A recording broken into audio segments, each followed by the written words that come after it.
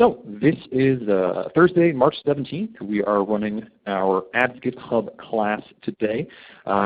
This is going to be a very special presentation by myself. I am Ian Martyr. I am one of the support magicians here at Influitive. This is just my second month here at the company, so I wanted to jump right in and give everybody a great little overview of some different things in the system. So because of that, I'm going to be doing what I like to call the Everyday Hub Tips AdvocateHub class. I'm going to give you some general troubleshooting tips to help you get through the system, just with some basic stuff, things that you may run into sort of on a day-to-day basis, things like that. So I'm just going to get started with some really basic things that I know that people have run into on like I said, on a day-to-day basis. And as we continue to go through it, if you have any questions for me, please just feel free to punch them into the chat, and I will be absolutely happy to answer anything we have once the main section of this is complete. There's also going to be a Q&A right at the end, because I wanted to leave this open so that you guys could ask any questions that you have about things that you are experiencing in the hubs and anything that you wanted to be sure of. So first thing we're going to be taking a look at is going to be some of the most common issues that you run into in the hub, things that can just stop you from getting your work done at an efficient and quick pace. So we're going to start today with the redirect loop. I know that most of you have probably run into this at some point when you're dealing with your hub, especially if you're somebody who has to log into a couple of different hubs. Maybe you have a sandbox environment that you're logging into to make some testing changes to, and you have your main hub that you need to log into to create your challenges, update, and then do all of your main work. So this issue can essentially occur due to a couple different reasons, especially if you're logged into multiple hubs at once. But the solution for it is actually pretty easy. So if you're logged into any standard hub, whether you're logged in as an advocate or an admin profile, all you really need to do is to sign out, go back to that login page, and attempt to sign in again. If you're still getting the redirect loop when you attempt to sign in, you can go ahead and clear the cache on your browser. In Chrome, it's a pretty simple setup. You just jump onto this page. You're going to click on Show Advanced Settings, and you're going to click on Clear Browsing Data. You can from here choose which portions of the system you want to clear out, and that's going to help clear any sort of old data that's being held onto by the system. If you're having this redirect loop issue in the situation where you can't even access the main page at all, you don't have anything coming in on the login screen, nothing is showing up in any way, then there is one other solution that I can offer for you, which is to use this URL and send it to either the advocate that's experiencing the issue or use it yourself. All you need to do is have your subdomain .influitive.com/users/signout. And that's just literally going to be right up along the top here. I have my subdomain, which in this case is break stuff, because this is my testing hub, and you're just going to put in sign out, and that is going to force this user to be signed out, even if they are signed in at this moment in time. And if they're still experiencing the redirect issue, this will completely force it to fix it. So once you've done that and you've cleared your cache, that's the point where you can just sign straight back into the hub. This is a big one, and like I said, I know that probably at least half of you or more of you have probably experienced this. If not on a day-to-day basis, that's good, but it does happen from time to time. Basically, it can happen when you have multiple hubs logged in. That seems to be the main issue for why this happens. The next issue is one that I've seen a couple times myself. Again, we tend to experience this more at Influitive than probably anybody else does, just because we're taking a look at so many different hubs at so many different times. So we tend to have this issue sort of pop up on a semi-frequent basis. Basically, anytime you try to access the community page when you're just trying to log in or view something, you'll end up just getting that very standard redirect to login, but it's in the middle of your page, and it's not showing any incorrect content other than right in the middle of the community page. Again, pretty simple solution to this one. All you're going to need to do is log out of your hub, clear the browser's cache, and log back in. You can also use the same redirect loop subdomain URL redirect to sign out. This is another way to get around that, just in case somebody has completely locked everything up and they don't have any way to get around it. If somebody is still experiencing community page issues after you've gotten them to log out, clear cache, or try the sign out URL, send them our way, because something else could be wrong, and that's the point that we definitely want to jump in, help out and try to assist and make sure that you can get your advocates or yourself signed in and using the system correctly. Viewing archived challenges. We've made an update to this recently so that it's actually a little bit easier to get around this problem.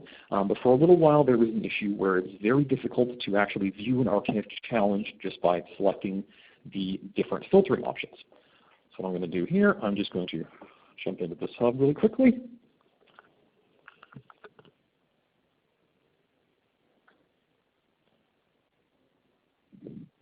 Oh, I'll use my other one.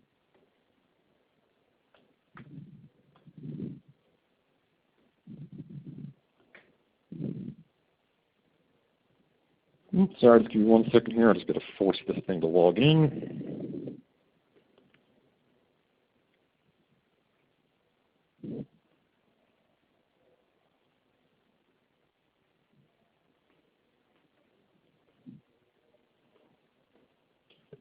There we go. Sorry about that.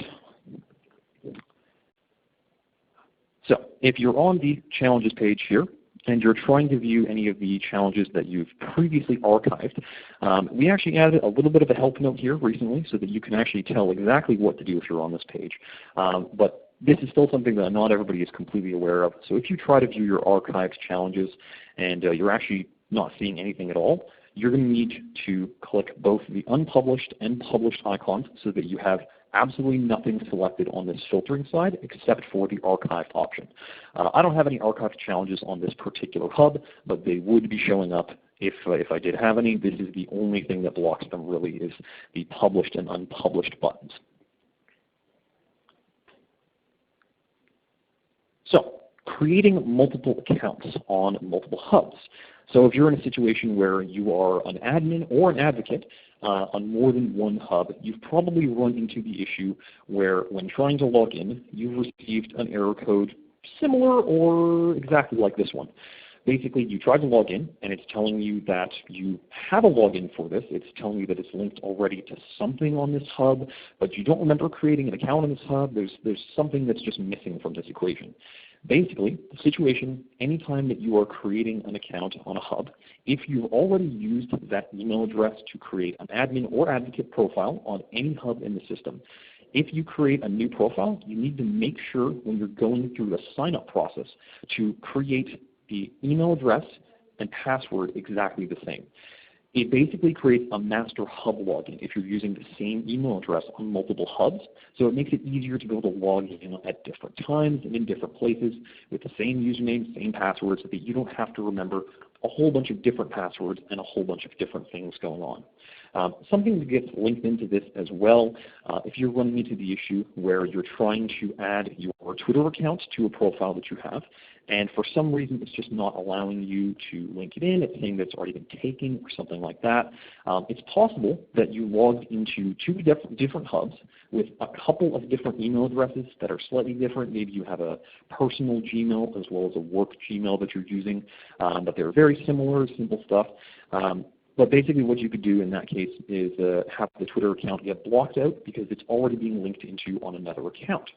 If you make sure to create your profiles on each of the different hubs with the same email address and the same password following this protocol, it means that your Twitter account, your LinkedIn, your Facebook, any of the social accounts that you have authorized on your profile, they're going to stick to the account. They're going to be set up already every time you log into a new hub. So you definitely want to make sure that if you're going to be logging into multiple hubs, like I said, either as an admin or an advocate, it's definitely a very good idea to make sure that you are using the same email address, because then you just have a master login. It makes things really simple. CSV imports. This is kind of a fun one. This is something that I know that a lot of people have some trouble with just because it's a complex system. CSV imports in general, you're using a CSV file. You're going to run into problems because it's just kind of how CSV files tend to be regardless of the system you're using them in. So when you have your CSV file that you've removed directly from the system here, if you're logged in as an admin, you're just going to be able to grab that template file by clicking on Invite Nominees. And from here you can see this is where all your nominees are going to be. So if you want to just import everybody, you just click on Import Advocates, and from here is where you can access a download to that CSV file. So I've already downloaded this file to my hard drive probably half a dozen times because I always forget where I put it. But I do have a copy of it right here. Now, this is what the template looks like when it's completely empty. And in this case, I'm just using the Mac preview function, so it just kind of looks half empty. But this is the general structure of it. Anytime that you're using the CSV file to import your advocates, or if you're just trying to get a bunch of nominees into the system because you have some prospects, whatever it may be, this template is very powerful, but you need to be careful with it. Things that can go wrong on this include foreign characters. If you have a foreign character somewhere in the file, even if it's something that should be okay within the context, sometimes the import can have trouble with it. There's not always an easy way around this other than simply removing the foreign characters. This can be a pretty easy way to find the problem if you're searching through your file and there is clearly a French character or something that is just generally not going to fit under the UTF-8 Unicode character set, which is basically the standard character set that we have across the board in the system. You're probably going to run into an issue. The other factor, if you have your template not exactly as it's supposed to be, so if you've moved any of the columns around or if you've removed one particular piece of it, something like that, that can definitely cause you some issues. You don't need necessarily to put the number symbol and have the hashtag in every location that you have no contact information and no data, and you can leave the section blank. You can leave the fields blank if you need to, but just make sure that you haven't actually removed any columns or modified the structure of the file in any way, because that's definitely one that causes some major headaches. The other one is if you have any blank email address or name fields, that's going to break it. You need the email address, you need the name. They're very important. You got to have them when you're doing the import. Otherwise, you're kind of importing a blank person, so you want to definitely make sure that you have that contact information. If there's no email address, it just won't work at all. So you definitely want to have every single row of the CSV file filled up with email addresses as far down as you need to go. The second the system hits a blank or incorrect email address, it essentially stops the import at that point. So if you've got 100 or so people all listed top to bottom, if it hits a blank or incorrectly formatted email address, it's only going to collect the first 30, whatever the line was that it failed at. Everything before that's going to be fine. Everything after that is not going to be imported at all. So those are the main sort of issues that I see people run into in the system that I want to jump in and just share some basic information about how you can get around it. Basic tips and tricks. This is going to be sort of my next little section on this. Really simple information about things that you may just absolutely not be aware of in the system. Maybe you just haven't played around with your hub, to the extent that some of us have, just because there's 1,000 different things you could do. So nobody's ever going to get to the bottom of everything realistically. So the big one for me is Influitive Labs. If you're not aware of Influitive Labs, I'm very happy that you're on this call, because you should be. If you go into your admin panel, head into the admin dropdown, and then head into the system pages here. If you click on System, you can then click on Influitive Labs. This is going to give you a whole bunch of options for things you can access within the system. This is going to be more limited from the standard admin panel. If you contact us because you're looking for a feature that could be available in the system, we as the super admins working at Influitive, we have the option to enable some features that are in beta, as well as in alpha stages. These functions and these features can have some not perfect setups on them because they're still in development, they're still being worked on, but there's definitely some very, very powerful tools within the system that you can get access to. Things like the community and some advanced tools within the community. We have some of the new referral options. We have what we like to call Referrals 2.0. That's going to be something that's going to be fully available soon enough, but right now it's still in the development stages. So these are things that if you want to get access to, if you want to jump in and try out some new options and features and things in the system, Influitive Labs is definitely the place you want to go. And if you have any questions about some of these features, just let us know. We'll be more than happy to explain what is available and what the limitations and functionalities of those options are. A couple of rapid fire rules here. Targeting. something that I've seen people run into on a pretty consistent basis is targeting questions, because it's a pretty complex portion of the system. You can do a heck of a lot of things with it. So I'm not going to go into too much detail on it, because I think that realistically targeting could probably be an AdvocateHub class just in and of itself. But at the very least, I'll show off one of the things that I've seen people run into a couple different times that they just can't be quite sure on. Anytime that you have a list of rules in your targeting, let's say that I have an inclusion rule for a specific group. I'm just going to use my main group here. If there's any Leafs fans on the call, I'm sorry, this is probably already really inaccurate post-trade deadline, but what are you going to do? The other factor here is the inclusion setup and the exclusion setup. Anytime that you have somebody on both lists, so let's say I'm going to add Tyler Bozak to the exclusion list. He is in the Leafs group, and I'm excluding him individually down here. Anytime that you have somebody on both lists, regardless of which combination of groups and individuals you are adding to each of the lists, if they're on inclusion and exclusion, they will be excluded. Exclusion wins out every time. It's basically just the more powerful function. It's the way that it has been designed. It's not always the perfect setup for the individual tiny little changes you may want to make to your targeting, but as long as you're aware of the way that it works, you can at least find ways to get around it, keep things nice and simple as you're going through it. And the biggest one, honestly, the big one that I've been bringing this up just so much, so often, clearing your cache on your browser solves so many problems. I can't even explain why it always does. It's something that people in IT sort of use as a catch-all. Have you restarted it yet? Have you cleared your cache?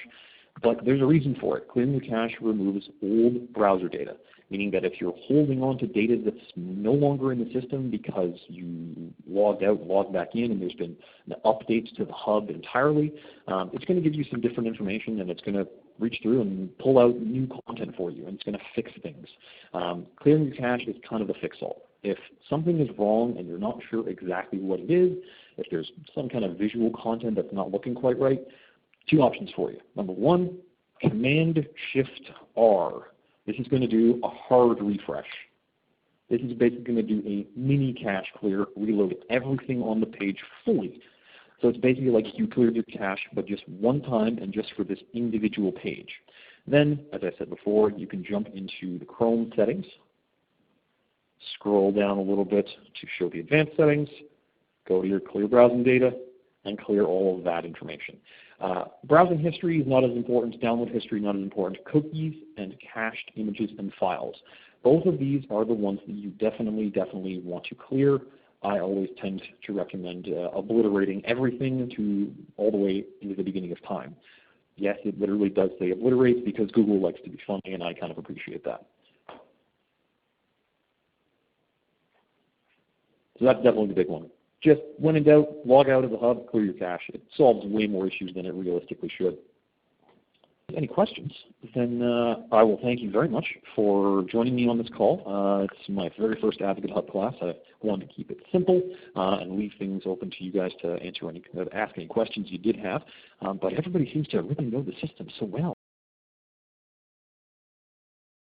Recorded and is going to be put on YouTube as well as a couple of other platforms. I think we have a podcast type of feed that goes on iTunes, something like that. There's definitely going to be options for you to rewatch this later if you so feel the need. You can also share it with anybody that didn't get to see the class itself, as well as just share it to anybody who may be curious about the system and needs some help with things. Definitely a good way to help people out, give them those first couple of little tips. So again, thank you so much for joining me today. I appreciate everybody's time and especially your patience and waiting for me to get this thing working. And yeah, we'll see you again next time.